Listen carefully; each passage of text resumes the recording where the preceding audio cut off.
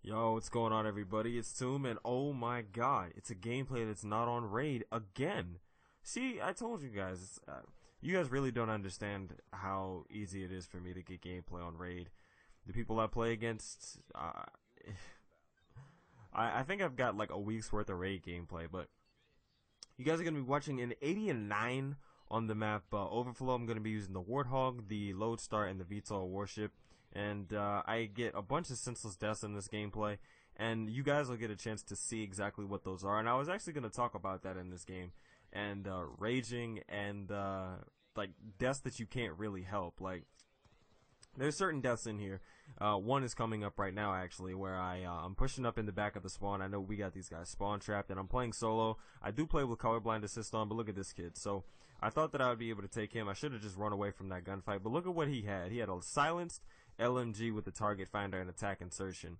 Now, you guys will see him 2 or 3 more times in this gameplay, and he kills me off of my streaks every time. Now, I could have helped that first death. I could have shot him. I could have pulled away. I shouldn't have gone back. I shouldn't have got greedy. But I felt as though that I'd be able to take that kid. And he had a better gun. He had a better sight, a cheaper sight, and a more bullshit weapon. But it's beside the point. The fact is, he's in a better position. I shouldn't have pushed that gunfight. I should have, sat back. I should have waited. I should have at least waited for my health to regenerate instead of popping around that corner and then giving myself another death that I really didn't need. And that's just one of them things. It's Call of Duty does that to you because you want to get that kill. You want to be like, oh my god, I'm gonna kill this kid. I'm gonna kill this kid. I'm gonna kill this kid because it's that vindictiveness. It's that Call of Duty preys on the revenge and the vindictiveness of the human, human behavior. I mean, like, if you get killed by somebody on a kill streak, you want payback.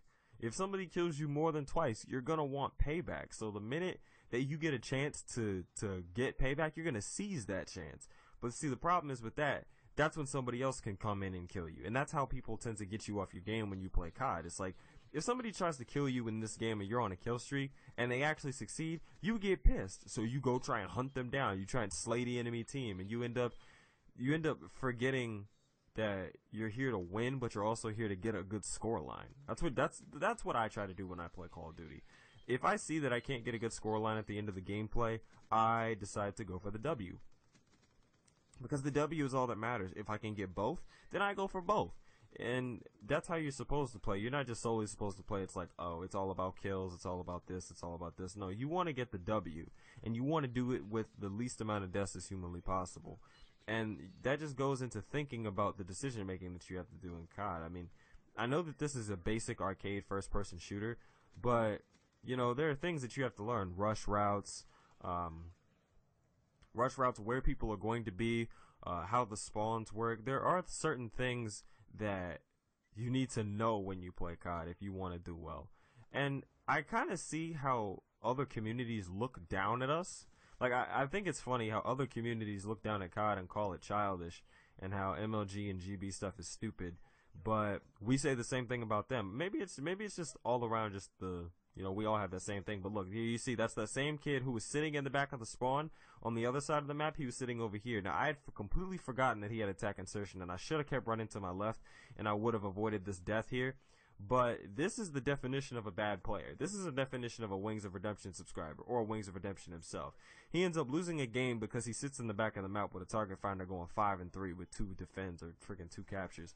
And here again, I was on another streak. My teammate blocked the door, and look who kills me yet again. Still sitting in the back of the spawn, still camping.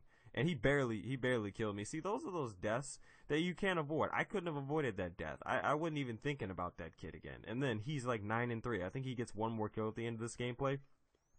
My point is, there are certain things you can avoid, and there are certain things that you can't avoid. But those 2 deaths, I could have. And here you see me coming back here to murder this kid, but he's just sitting in the corner. Bouncing Betty, attack insertion. It's such a joke, man. But look.